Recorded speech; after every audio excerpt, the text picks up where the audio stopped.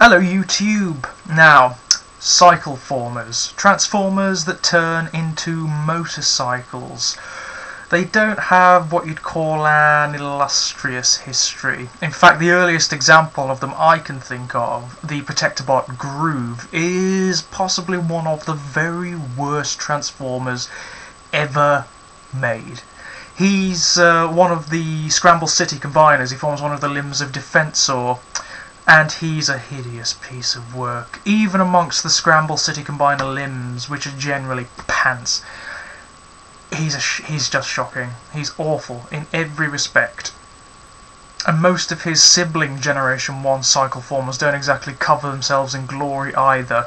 The other ones are Iguanus, the Decepticon Pretender, and that one epitomizes the sins of the latter-day Generation 1 Transformers. He is awful. He was one of the first wave Pretenders, and he's supposed to turn into a motorcycle, but the robot itself doesn't turn into anything. It just folds up into a shapeless mishmash of nothing. And in order to transform it fully into the motorcycle, you've got to take one of its what's advertised as one of its Pretender shell weapons, which is a big hunk of one-piece pink plastic, onto which the motorcycle wheels are moulded, and fix them together. The wheels don't even move. They're moulded solid into the plastic. It's ineffable.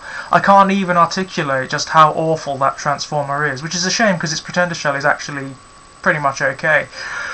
Retgar is one of the others. Retgar's okay. He's one of the few cycle formers that's adequate. He's still got lots and lots of problems, but it's not really until Beast Machines you get a halfway competent cycle former, and that's Thrust, the Vehicon General Thrust. Even he's a bit shit. Even he's got real problems, particularly in robot mode. He doesn't hang together very well at all.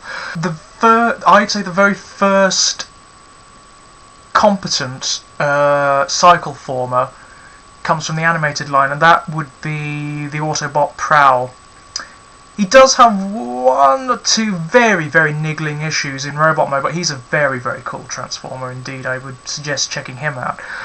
But even he is superseded by this.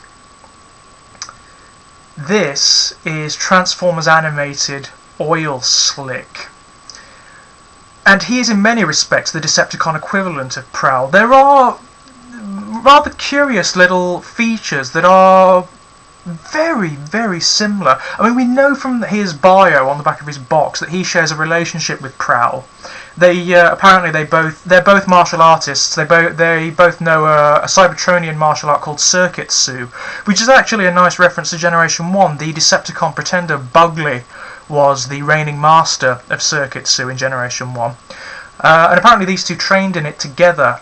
But owing to certain peculiar similarities, both in terms of their alt modes, their designs, the way they transform, the way they look in robot mode, even this sort of desert sand colour, which Prowl has as well, I think their relationship may turn out in the cartoon anyway to be slightly more intimate than that. I get the impression they might be related somehow. They might be protoform brothers or something. I certainly hope so. That would be very cool.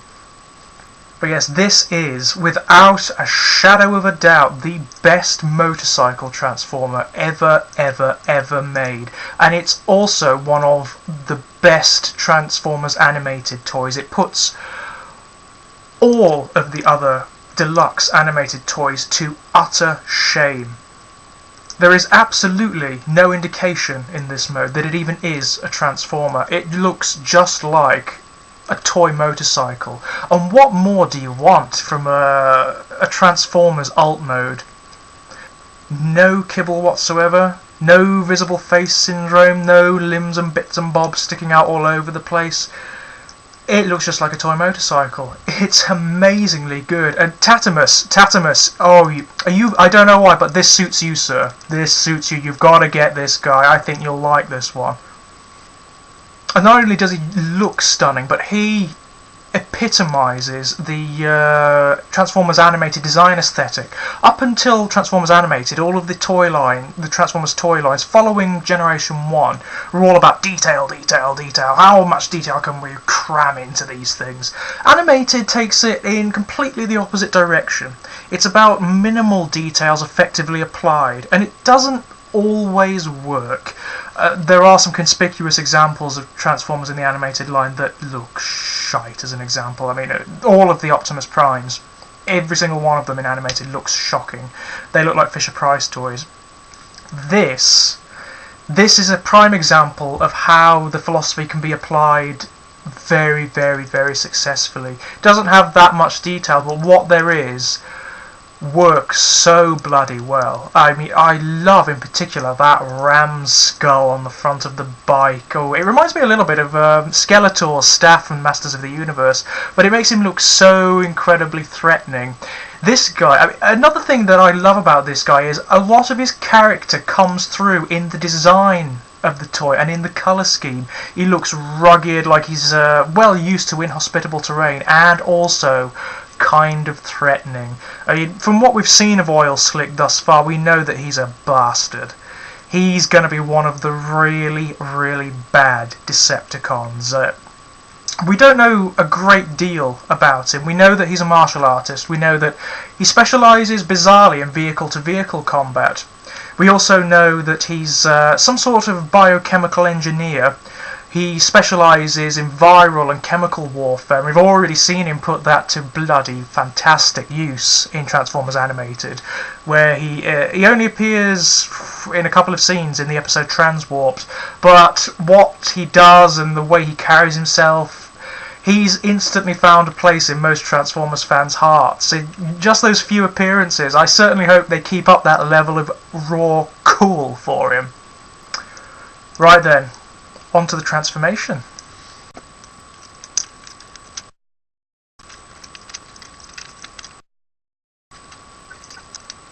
And there is Transformers Animated Oilslick in his bloody successful robot mode. I mean, the thing with cycle formers, again, one of the biggest problems with them is that they always compromise the robot modes. The robot modes are usually crap. I mean, Groove, the Protectobot, his cycle mode is okay. It's not too terrible, but the robot mode stinks to high hell. This most certainly does not. It's a brilliant, brilliant toy.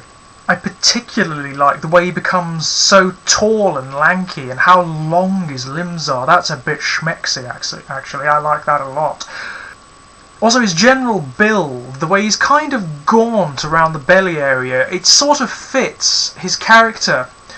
The way he's sort of a harbinger of pestilence and disease, it works beautifully. He has a very, very nice head sculpt in this mode as well. Again, the head is very reminiscent of Prowl's. It looks for all the world like an evil version of Prowl, which lends credence to the notion that they are in fact related. The only real difference is that this guy has, I don't know whether you can see it on this camera, but he has a massive nose for some reason. Has an absolutely huge nose, which lends him a kind of scholarly look, which of course suits the academic nature of the character. He specialises in chemical and viral engineering, so. I also love the way it's encased in this translucent green plastic, making it look like there's loads of there's some sort of chemical or toxin bubbling away in there. That's very, very nice. He retains, of course, all of the colours from his cycle mode, and also makes fantastic use of those few details that he does have. I particularly like these markings on his robot mode torso that look a little like biker tattoos, actually, and that fits beautifully. It fits the character so very well. I've got to make particular mention of his hands here as well. His hands are so well designed. Essentially, they're just fingers that flip out of each side of the wheel, the front wheel, which splits in half, and then you have opposable thumbs that flip out as well. So he can actually hold things. The fingers will move as one piece, and the thumb moves independently, so he can actually hold his weapon, which is this wonderful chain thing, a bit like a nunchuck, which is made out of one of his oil barrels in motorcycle mode. Just split it in half. One of the most notable similarities to Prowl, barring the transformation, which is pretty much the same. It's very simple, but not unsatisfyingly so. It's one of those transformations that's actually ingenious in terms of its simplicity. And the fact that it results in such coherent modes means that, for me, it just cannot be faulted. But one of the biggest similarities are the legs. The legs start off very thin and lanky and then become quite meaty at the bottom where the motorcycle wheels are. When I first saw his feet, actually, there I thought, oh god, this guy's not going to stand. But the irony is, he actually stands the best of all my animated Transformers. He stands beautifully. Absolutely no issue there whatsoever. Transformers animated Oilslick. You've just got to have it.